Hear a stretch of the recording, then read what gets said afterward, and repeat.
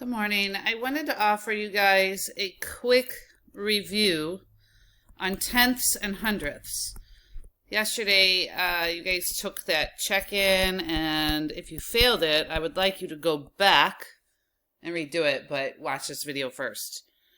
So the one mistake I'm seeing is we have to remember that when we have tenths and we have hundredths, that we need to make them have a common denominator.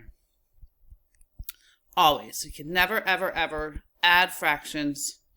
Went off the page a little bit there, but you get it. You can never, ever add fractions with a different denominator.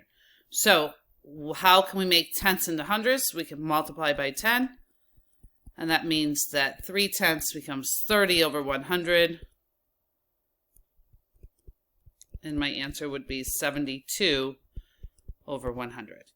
Okay, I'm just finding that you guys are putting 45. You're just adding these numerators together, and that is not going to give you the correct answer. Also, be careful on there. Sometimes there's more than one answer, so look through it. I would like you to retake that comprehension check if you failed it. And so if you failed it, I posted a new one on your iReady, so it should be there, and I would like you to go try it again today. If you did not take it at all, then I would like you to go take it. But it's as simple as that. Either multiply by 10, or you know that in order to convert 30 into 10, same thing, if you multiply by 10 is just adding a 0. But they all have to be out of 100.